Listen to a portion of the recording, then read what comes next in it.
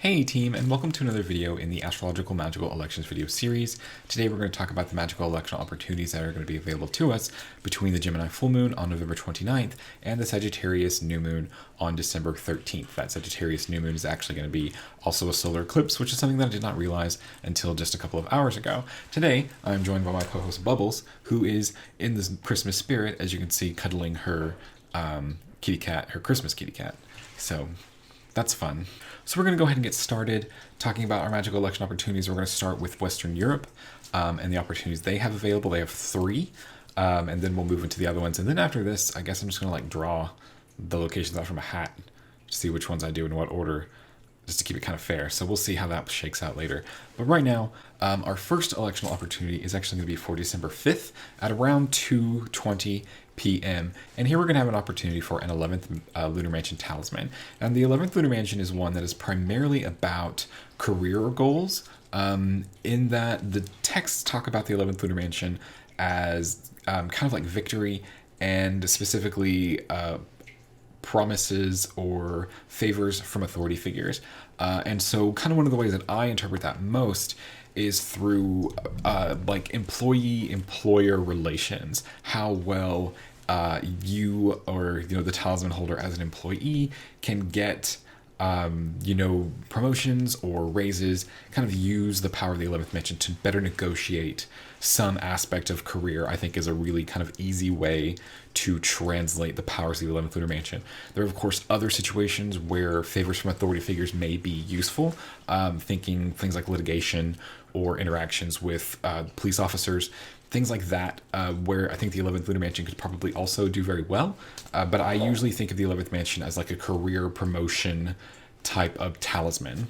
One of the unfortunate parts about what we're doing right now is, since we're going from a full moon to a new moon, we're dealing with a waning moon phase. So the 11th Lunar Mansion is not really one that is very natural to the waning moon. In this one, we would typically want like a waxing moon because we want something to gain or increase, whether that's like increasing to a higher promotion, like a higher, filling a higher role in wherever you work, or to a higher pay grade, or whatever that looks like. The waning moon is not super conducive to what the 11th Mansion offers. But I just wanted to offer this as an opportunity if you are somebody who is maybe, you need a kind of a career boosting talisman now. This might be a good opportunity, but probably not one to kind of cash in on long term.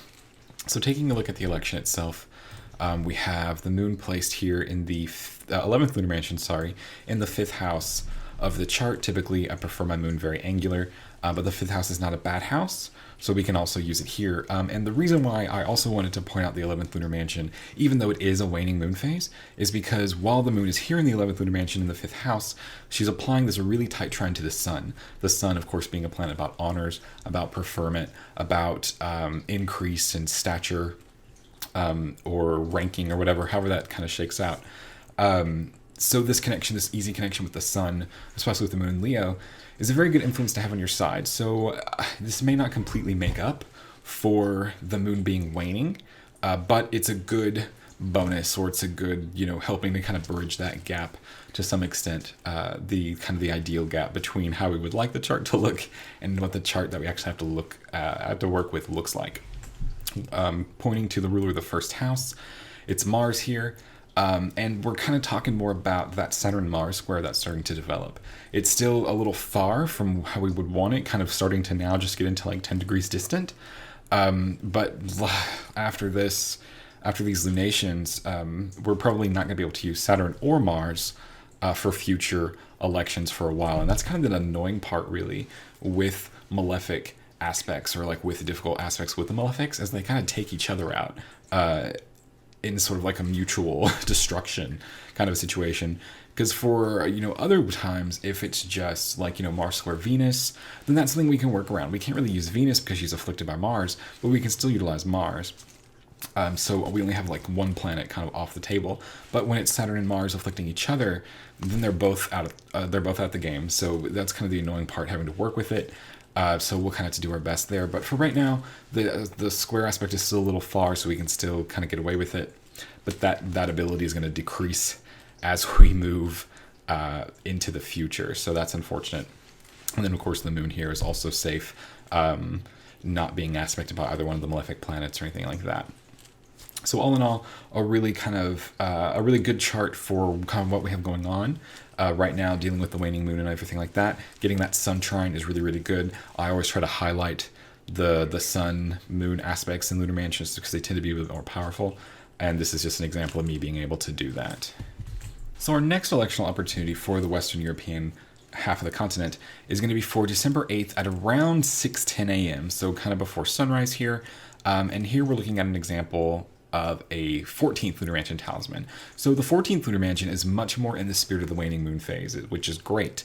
But that also means that the 14th Lunar Mansion is a bit more destructive in its orientation. It's sort of like a bit more of a powerful, bit more extreme example of the 12th Lunar Mansion, which is the one that I tend to prefer to utilize if we need a talisman spirit that like wants to get rid of things or reduce things. I prefer the 12th Lunar Mansion. I think it's a bit safer, a bit easier to work with. The 14th Lunar Mansion is a little bit more difficult to work with, but it will get the job done if you need it. And the purpose of this type of talisman is to get rid of something, to clear something off your plate that's no longer helping you out, that's no longer serving you, or something that you just want gone. It's about breaking apart, dissolution, things like that. So really good to help you kind of move past like a relationship or a person that's holding you back, or some kind of fear that's holding you back. I also like it for that. There are more positive ways to spin it, but definitely you want to use it to break a bond of some kind, whether that's like an energetic bond or like a mental bond, something that's like on your mind that you can't get rid of. The 14th Lunar Mansion is really good for that. It's a bit stronger, so I tend to prefer it less than the 12th, who's a bit more of an easier time, I think, personally, in my experience with the talismans. But here our example is, and the reason why I wanted to show it is because I do think it's capable of being softened up a little bit due to some of the placements. Our first thing we want to focus on is, of course, the moon, who is here in the 14th Lunar Mansion, getting closer to the midheaven. So angular moon, excellent, awesome. At this time, she's applying the sextile to Venus, while Venus is, of course, conjoined the ascendant, which is what I really wanted to point out here, while the ruler of the first house is Mars, here in the 5th house, unafflicted in a decent house, doing pretty okay. So I've talked about this several times before, but whenever we're talking about talismans or elections that are used for breaking apart, breaking up, getting rid of things, anything like that, I tend to favor using the benefic planets just because in my experience, I've seen them make the situation more smooth and kind of transition more smoothly than utilizing a malefic planet. Or emphasizing one in this instance. Utilizing a malefic planet is totally fine. It is totally within the scope, or kind of like the similitude of, we'll say, of the moment. If you want to chart for breaking up with somebody, highlighting a malefic will help you do that. That'll get the job done. But I just feel like they have much more of an extreme, hurtful energy, which in some cases may definitely be warranted. But in other cases, I feel like they just kind of make the situation worse. But kind of on the other hand, it really depends on what you want, like what your situation is and how you think is best to handle it. Benefic planets can make the transition smoother. But at the same time, they may make it drag out a little bit to kind of deal with. So that's kind of the double-edged sword there. Whereas the malefics, they'll make the break much more harshly and kind of leave hurt feelings behind in a lot of ways. So definitely kind of judge that what you want. This one, like I said, I tend to err more on the side of favoring the benefics because it helps everybody kind of get what they want out of it, and makes the situation a little bit easier. So this is an example for that. If you want one that has a bit more forceful energy to it, I'm not going to have that for you right now, but I will keep an eye out for it later on. So our third and our final example of a Lunar Mansion talisman for the Western European continent is going to be for December 12th, at around 10:15-ish a.m. And here's going to be an example of an 18th Lunar Mansion talisman. So the 18th Lunar Mansion is more of a healing-oriented mansion, and I don't typically prefer healing-oriented talismans for waning moon phases. Those I would really more prefer waxing, but the 18th Lunar Mansion is probably the one that I would make an exception for, just based on my own personal experiences with it and its own kind of nature. In that, whereas other healing talismans or mansions like the 10th Lunar Mansion, or the 3rd or the 7th, they're more about like building and increasing health, reinforcing the body and its constitution. So it's more about gaining strength. The 18th Lunar Mansion is a little bit more malefic in its nature, like a malefic healing talisman, I guess. in that it is much more focused on deleting an illness. It's much more focused on consuming an illness and reducing it. So while I would still prefer the 18th lunar mansion to take part or to take place during the waxing moon phases, I don't hate it as much or feel it is as out of character for this lunar mansion as some of the other more healing lunar mansions. So the 18th lunar mansion is very good to utilize if you are somebody who is already sick or struggles with kind of like a chronic illness, to reduce its flare-ups, hopefully in a perfect world, to be rid of it entirely. So if you're in a situation where that is more of your problem, 18th lunar mansion is good. But if you're somebody who is well and is looking more for like preventative medicine talisman, 18th isn't going to do it. In my experience, that's not really what the 18th wants to do. So if that's what you're looking for, put a pin in it, and hopefully as we come back around to the waxing moon phase after the 13th, after December 13th, we'll have more potentials for that. So if that's what you need, wait for then. But if you're somebody who's currently dealing with an illness, then the 18th is good for you. So let's talk about our election here. Right now we've got the moon in the 18th lunar mansion, conjoined the midheaven, always what we want. At the same time, she is applying the conjunction to Venus, conjunction with the benefic planet, always something that we really want during a healing talisman, because benefic planets are naturally inclined to heal anyway, so always good there. Taking a look at our ascendant, it's at 12 degrees Capricorn for this example, which points us to Saturn as a ruler of the first house. Saturn is conjoined Jupiter, which is really nice. Jupiter's experience with Saturn is much different than Saturn's experience with Jupiter, and here it's very nice and very fortifying. At the same time, we're freeing up from this square with Mars. We're not into the danger zone of it. But one thing to pay attention to is that you could probably get away with this election a little bit earlier in time, because what I wanted to kind of show the latest possible to keep us from getting the ascendant square Mars. So when it comes to the ascendant degree and house cusps, I personally utilize a 5-degree orb. So Mars at 19 degrees will kind of afflict the ascendant at past 12 degrees. So that's why I wanted to show 12 degrees. It's like the last moment that we could really do. So for this one, you probably want to aim a little bit earlier, keep the ascendant from going into the 13th degree of Capricorn, and then you'll be fine. So this one is kind of like the balance between getting the moon as angular as possible while keeping Mars' square as far away from the ascendant as possible. So trying to creep the moon up while getting Mars kind of as close as we possibly can without getting to the square of it. And this will be kind of like your last moment. So shoot for something more like 10 a.m., something like that. That'll get you more where you need to be. So now we're going to transition into talking about Australia's electional opportunities, and Australia will actually have the same electional opportunities as the North American continent will. And theirs are both kind of slightly different from the ones that are available in Western Europe, so be aware of that. You guys get a little bit of kind of a special treat, I guess. So our first example, or our first opportunity that we're going to pick up, is going to be for December 5th at 1742, so just before 5:45 p.m.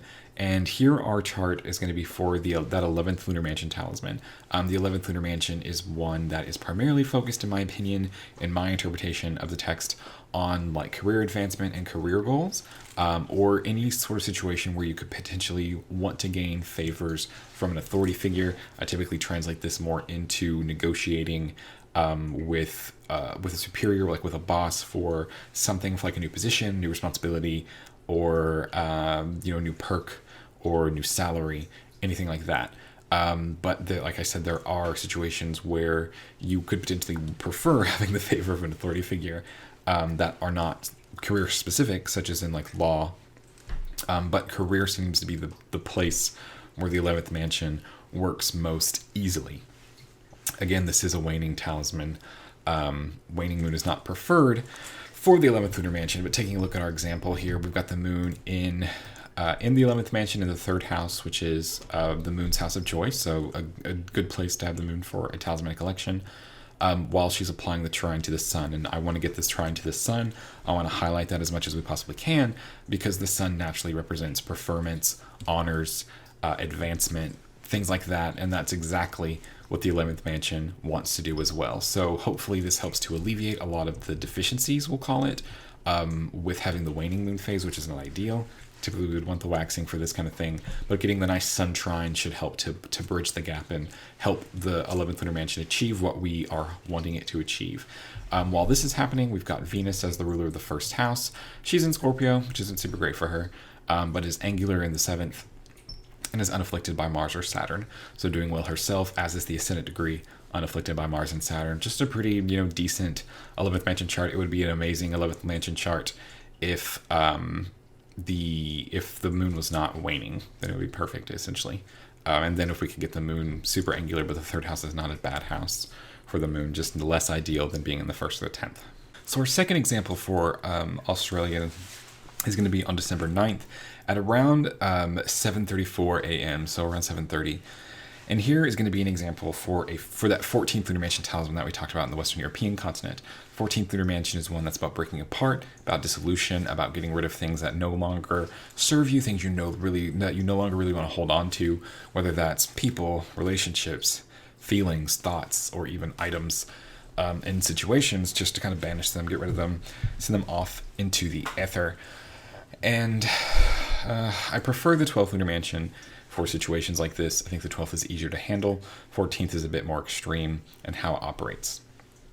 So because of that, I tend to prefer easier planetary connections, especially with the 14th mansion, than I would get away with, or let myself get away with, in the 12th. But of course, you have the whole conversation about using malefic planets to be able to break things apart, which is what they want to do, and how that happens, characterized through that planet.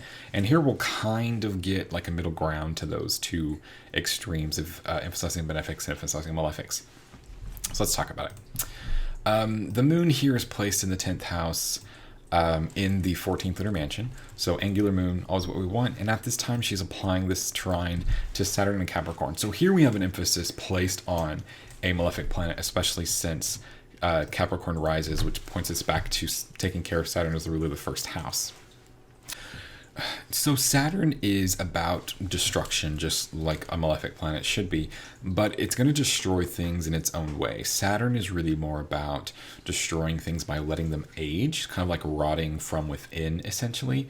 And Saturn is a really great kind of passive destructing planet. So this chart can be really good, especially for a situation that you want to get rid of, but that you don't want to be super involved in the getting rid of it. So Saturn is really useful for like ghosting, we'll say, whereas like Mars is more useful for that kind of like confrontation, getting, just having the confrontation, having the fight, and being done. That's really more Mars's style. Saturn is a bit more silent and a bit more passive in how it gets it done. So this can be a really great example, like I said, for a situation that you want to be done with, but you don't really kind of want to actively put energy into being done with, just like making the talisman and letting kind of Saturn speed up the clock a little bit on a situation or whatever that thing is exiting your life, or just kind of deteriorating all on its own in a way that, you maybe kind of have to clean up the pieces a little bit, but you don't necessarily need to be super involved in the like taking it out. So our next example for the Australian continent is going to be for the fixed star Alphecca, and here it takes place on December 12th at around 3:45 a.m. So like I said, this is a talisman for a fixed star, so a little bit different characteristics than for the Lunar Mansion talismans that we've been talking about. Alphecca is a fixed star that is primarily more socially motivated or socially oriented. Here Alphecca is more about getting good reputation, about being well thought of by other people. It can be utilized pretty well in like political type of applications, but also to help create and cultivate meaningful, positive friendships, which is something that I think a lot of us could really utilize. We can always use really strong, powerful friends in our corner, and especially now, I think it's useful, particularly as we all kind of like deal with kind of our changing social dynamics, as different parts of the world kind of handle the pandemic and how that's affected relating to other people and that kind of thing. So I think Alphecca can be really useful for helping to maintain a lot of the social connections that may be kind of strained due to a lack of typical contact. So taking a look at our election chart, the fixed star Alphecca is currently placed at 12 degrees Scorpio in 32 minutes, so we have the ascendant very close to that, while the moon is applying a conjunction to the ascendant, and at the same time the moon is applying the conjunction to Venus, which will be her next aspect, Venus being one of the planets that Alphecca is said to share the nature of. And of course, having Scorpio as on the ascendant brings us to Mars as the ruler of the first house. Mars is currently unafflicted, getting ever closer to that square of Saturn, but not quite there yet. And all in all, just a pretty good, pretty stable Alphecca talisman collection. There are a couple things we'd like to be a little bit more ideal. This conjunction could be a lot closer, but that's all we need is it to be the moon's next aspect, which it absolutely is. So just a decent electional opportunity to pull out.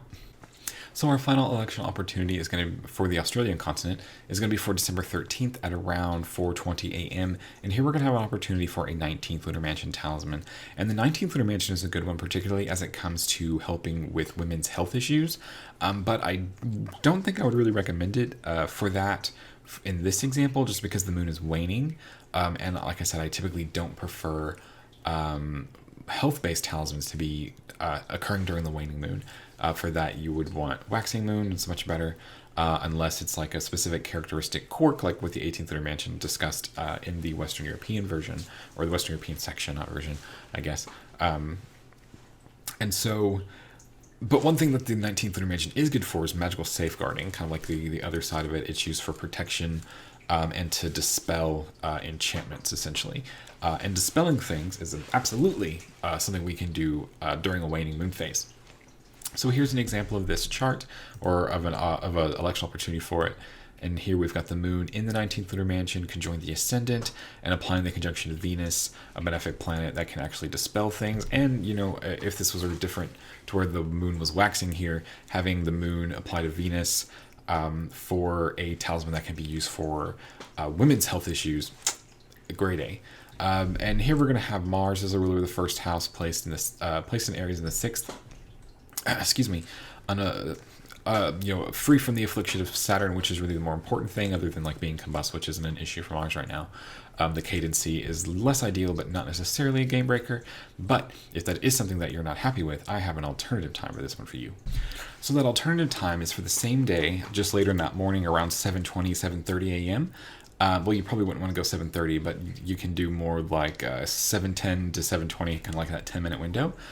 Same opportunity, not same opportunity, I guess, if the times changed, but same talisman that we're working with here, but now we've switched from the Scorpio ascendant with the Moon-Venus conjunction on the ascendant, now to a Capricorn ascendant with the Moon-Venus conjunction happening in the 11th house, another really good house for the moon to be in for Lunar Mansion talisman. Here we switched our focus from Mars in Aries in the 6th house to Saturn in Capricorn conjoined the cusp of the 2nd house. So kind of switching out, getting more angular, getting kind of a bit more of a more fortunate house while retaining our degree of essential dignity, switching a planet for domicile to domicile. And just I feel like this chart is a little bit better overall. I would have preferred, we're kind of changing out having the moon angular for having the ruler of the first house angular. Now we have the moon succeedant, while the ruler of the first house is more angular than it was in the 6th. So I feel like that's a pretty good exchange. So I prefer this chart, I think. And what we're kind of watching out for, making sure Mars doesn't get within, the Mars square doesn't get within 5 degrees of the ascendant. So you want to make sure that you've accomplished this before 15 degrees of Capricorn rises.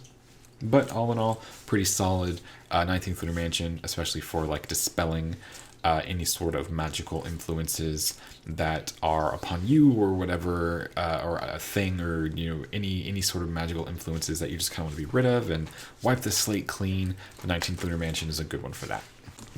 So now moving and talking about our North American electional opportunities. Here we're going to have our first one for December 5th at around 4:20 a.m. And this is that 11th Lunar Mansion talisman that we talked about in Western Europe and Australia. The one that's a little bit more for career-oriented success or achievements, whether that's helping to negotiate salary increases, perks, anything like that, or promotions. The 11th Lunar Mansion is really good for. Here we've got the moon placed in the 11th lunar mansion, conjoined the midheaven, which is really more appropriate for like work type considerations or career type considerations, while at the same time she's applying that trine to the sun being more about honor, preferment, and having a good, and authority figures having a good opinion of you.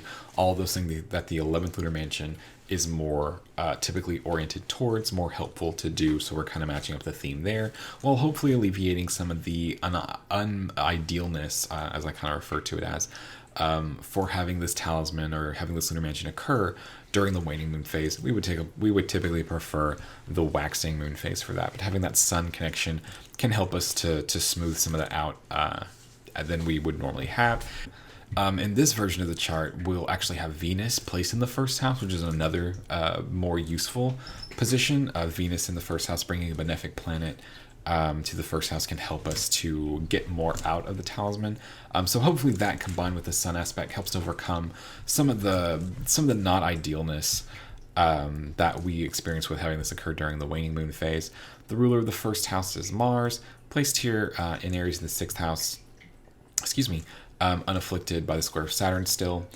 So all in all, just a pretty solid chart. A couple of things we would prefer to be better, but this is kind of the best that we have to work with right now. So if you are in a situation where you look like you're going to be, negotiating with an authority figure in some way, go ahead and tap into this chart. But trade it in for something a bit better later on down the road. Hopefully with something with like the ruler of the first a bit more angular. And during a waxing moon phase would be preferred. But for right now, this is the best that we've got for this particular concern. Our next electional opportunity for the North American continent is going to be for December 8th at 5:17-ish a.m. And here we're going to have that opportunity for the 14th Lunar Mansion talisman. The 14th Lunar Mansion is one that's much more focused or much more appropriate for waning moon type activities. Here, the 14th Lunar Mansion is going to be used to break apart, to dissolve something, to break a bond between something, whether that's, like an energetic bond that's got you connected to a person or a thing, kind of like an emotional energy bond, whether that's something that's based out of fear or, desire or attachment or whatever, something that you want to get rid of or help to break apart, help you move past. The 14th Lunar Mansion can definitely help you to do that. Here we'll have the moon placed in the 10th house, in the 14th Lunar Mansion, and in this example, in this chart, a little bit different from the other two, here she's applying the trine to Jupiter in Capricorn. So Jupiter is, of course, a benefic planet. I prefer benefic planets, if at all possible, for these type of talismans because they tend to make the situation easier to navigate for everybody involved. And there's a whole conversation you can have with yourself about what that means to you.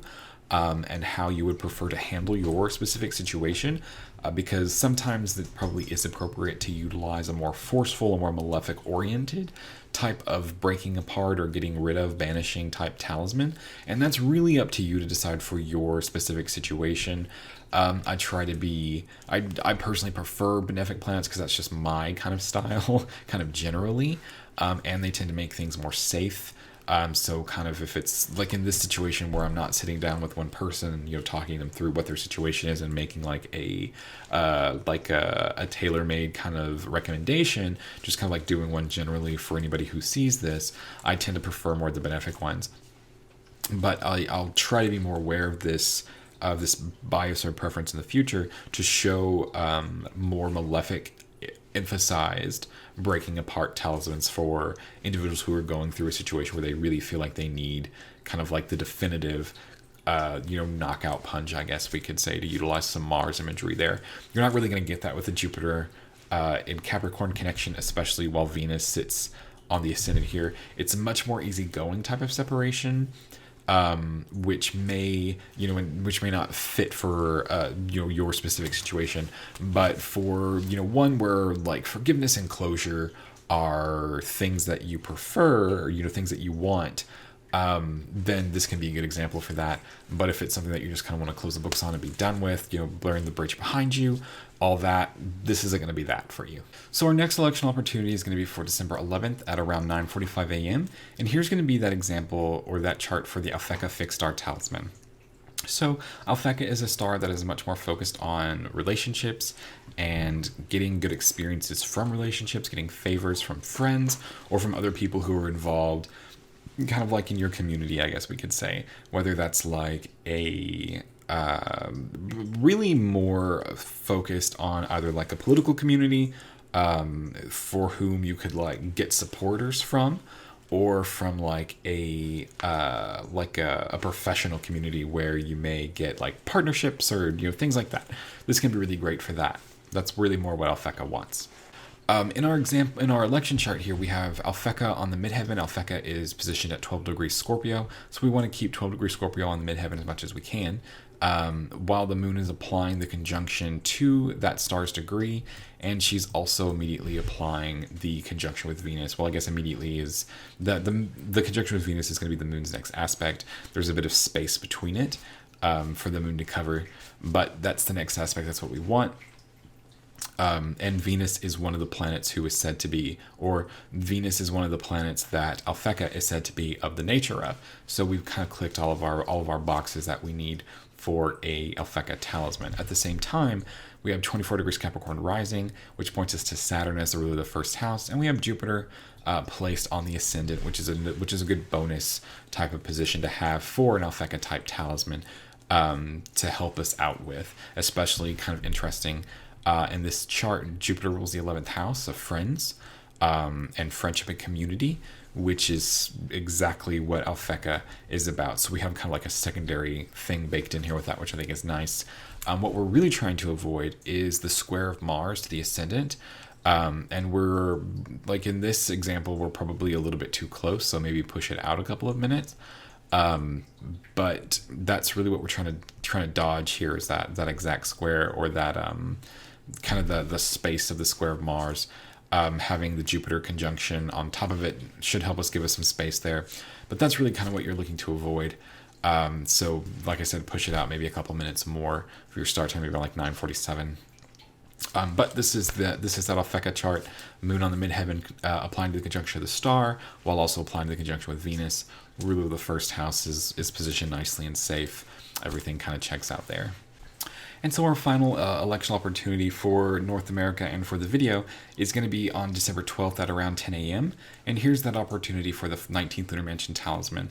The 19th Lunar Mansion is one that is primarily focused on women's health issues. Don't really recommend using it for that in this specific chart, because I do not prefer health-based talismans during the waning moon phase. I don't particularly like it unless it's like in the 18th mansion, which is a bit more like reducing and devouring in its energy. That's not really the case with the 19th Lunar Mansion, but one thing that the 19th Lunar Mansion is also good for is magical safeguarding, dispelling enchantment, that kind of thing. So if you want to incorporate 19th Lunar Mansion imagery or power into any sort of like ritual, like ritual bath, ritual washing away, ritual banishment, that can be really useful to do that, especially kind of since we have the eclipses coming up. Who's really only one like redeeming factor, I guess, in astrological magic, is that they can also be used to rid oneself of energy, like used to cleanse, kind of forcefully, but that's the way that they can use. So this might be a really great talisman to utilize, or to kind of catch before, right before using it in whatever way, incorporating it in whatever way into any sort of like ritual cleansing that you might choose to do during the eclipse. Absolutely good timing for that. So taking a look at our example chart, we have the moon in the 19th Lunar Mansion, applying to the conjunction of Venus on the midheaven. Excellent there. While the ruler of the first house is Saturn in Capricorn, unafflicted by Mars, still far enough away to not have to worry about that square for just a tiny bit longer. And that's really kind of it. You get Jupiter on the ascendant to help kind of fortify, give you a bit more of a benefic presence.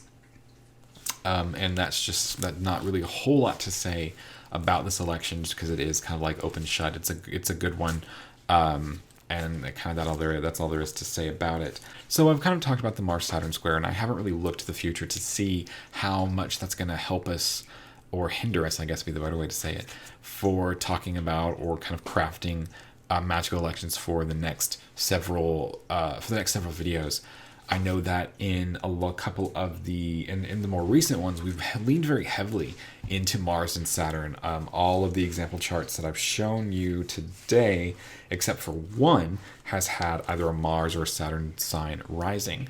So hopefully, after these two planets hit their square and are in their square, we'll be able to utilize some of the other planets to kind of make up the gap for electional opportunities. And we'll just kind of have to see what that looks like, if there's anything salvageable during this time period, or if we're just going to have to come up with another hobby. But anyway, I will see all of you guys on the Sagittarius Solar Eclipse. And everybody take care and get ready for eclipse season.